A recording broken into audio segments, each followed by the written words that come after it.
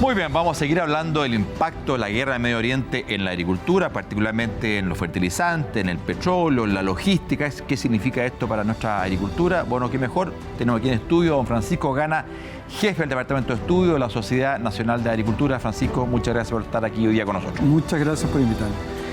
Francisco, cuéntanos, ¿qué está provocando esta alta internacional y también nacional de los fertilizantes? Bueno, evidentemente es la guerra. La guerra entre Estados Unidos, aliado con Israel, enfrentando a Irán. El tema es de que esta guerra tiene un escenario bélico que es el Estrecho de Hormuz.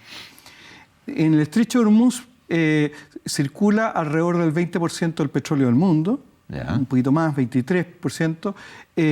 Un tercio de los fertilizantes nitrogenados pasan por ahí. Un dato que no salió en la prensa es que el azufre, que también se usa en la agricultura, el 45% pasa por ahí. Mira, no es que se produzca en Irán, sino que se produce en la zona del Golfo y por tanto pasa por el estrecho. Exactamente, exactamente. En el caso es por el gas natural, porque la urea se produce a partir del gas natural. Y por lo tanto... profundicemos en eso, Francisco, porque la gente se pregunta, bueno, ¿qué tiene que ver? Está bien el petróleo, mira, en el transporte, en la logística, pero ¿qué tiene que ver eso con los fertilizantes? Y la pregunta es, ¿con todos los fertilizantes o solo con los fertilizantes nitrogenados? Los que más impacto han tenido son los nitrogenados. Pero resulta que también hay otros, como el azufre, pero también los fosfatos.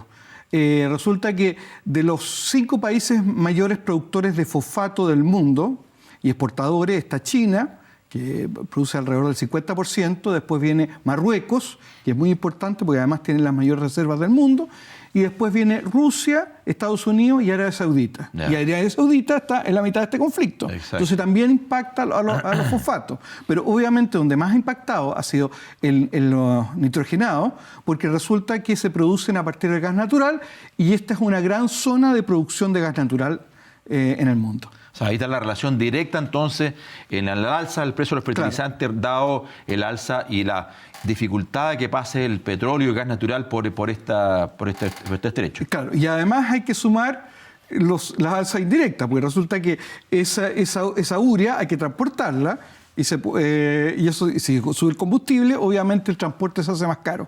Pero no solo por eso, sino que además suben las primas de seguro de los barcos. Resulta que evidentemente hoy día no está pasando nada o prácticamente nada por el Estrecho de Hormuz, pero toda la zona es muy importante desde el punto de la navegación marítima. Recordemos que en la otra costa de Arabia Saudita está el canal de Suez, ¿cierto?, que va al Mar Rojo y que pasa por otro estrecho, no me acuerdo, es un nombre en árabe, no me acuerdo el nombre exactamente, pero que es muy relevante. Y esto tiene spillover, como dicen los americanos, o sea, es posible que de repente, porque Irán tiene un montón de ejércitos proxy, unos que están en Yemen, otros que están en el Líbano, y que también pueden afectar otras rutas marítimas. Entonces, el tema es que esto sube indirectamente por los costos de transporte, ya sea por el Francisco, combustible. A ver, aquí tú hablas mucho, en el fondo, de esta situación, de este tránsito por el Estrecho de Hormuz.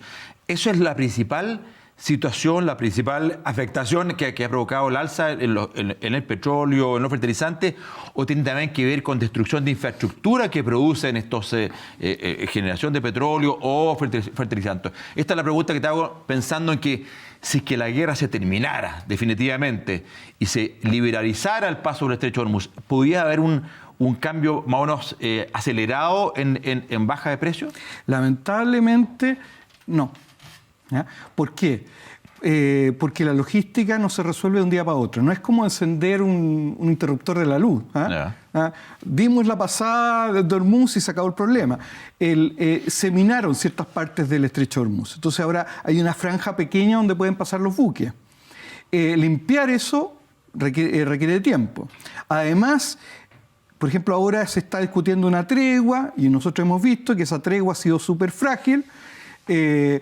Y entonces yo creo que hay interés de las partes por llegar a un acuerdo, ¿no?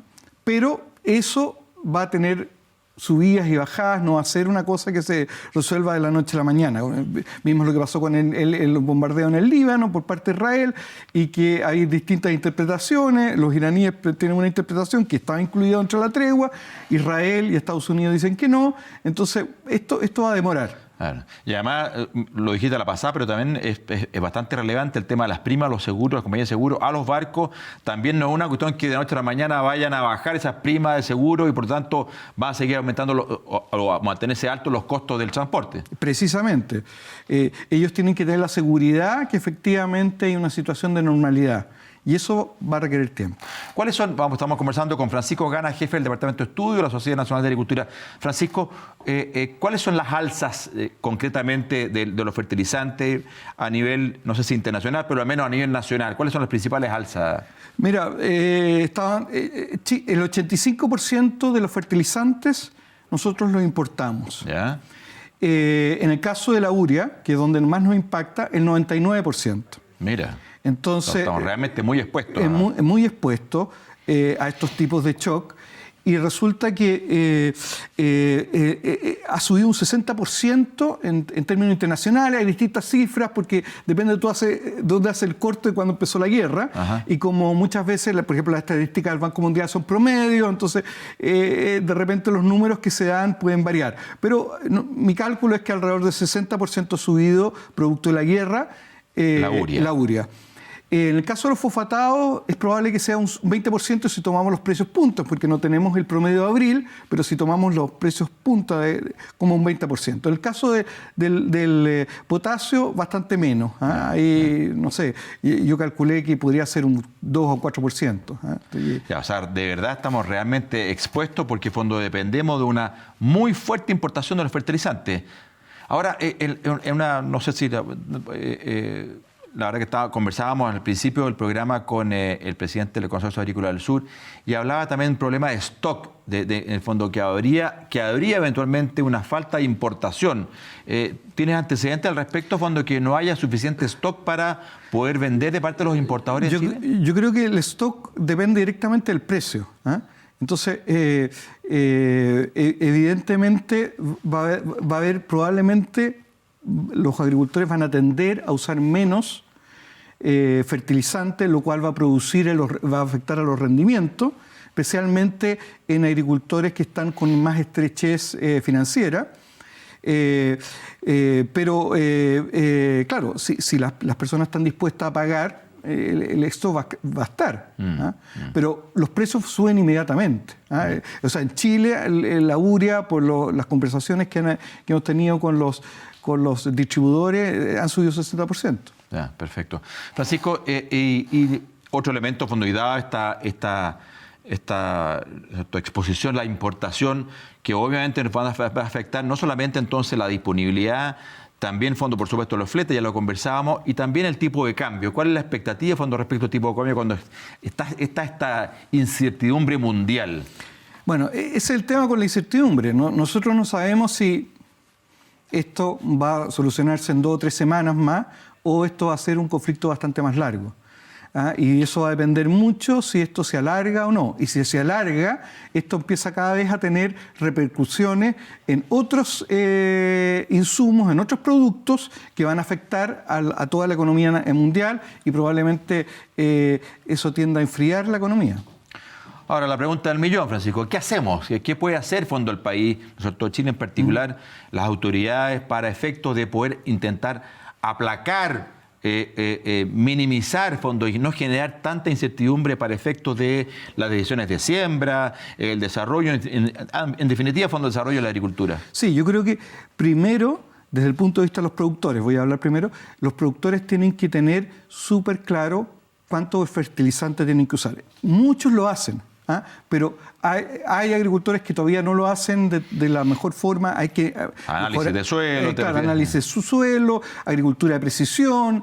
El tema de usar bien los fertilizantes en el momento adecuado es fundamental. Eso es una cosa, ¿ah? Ser muy eficiente.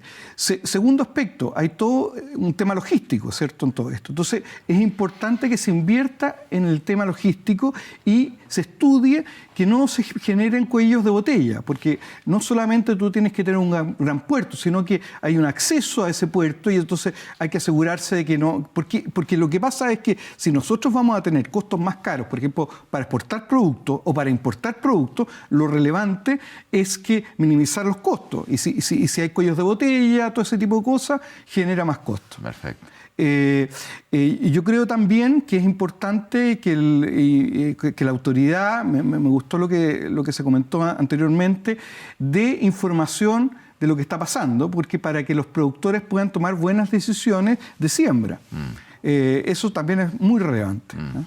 Ahora, por último, Francisco, y brevemente estamos terminando, el traspaso, da la impresión que todavía, a fondo, no había un traspaso relevante hacia el consumidor en términos del precio de los productos agrícolas. ¿Eso debería ir ocurriendo? ¿De qué depende? ¿Hay temas de flete, de distancia? ¿De qué depende que esto se traspase finalmente también al consumidor? Depende de la estacionalidad del producto cuando se produce, depende también de cuánto dure este conflicto. O sea, es muy distinto un escenario donde por 6 meses vamos a tener estos problemas logísticos de los fertilizantes y del petróleo, así es una cosa que se resuelve de aquí en el próximo mes. Perfecto, perfecto. Y también depende de la distancia, a fondo de ese producto, dónde se produce y que llegue al centro de consumo. O sea, hay finalmente un costo de flete implícito. Y también qué perecibilidad tiene ese producto. Sí, todo eso es relevante, muy relevante. Bueno, don Francisco Gana, jefe de Departamento de Estudio de la Sociedad Nacional de Agricultura, muchísimas gracias, Francisco, por la posibilidad de conversar contigo de un tema que está nosotros en el día a día, la discusión diaria de lo que está ocurriendo a nivel internacional, pero también el impacto a nivel nacional, particularmente en la agricultura. Gracias, Francisco. Muchas gracias a ustedes.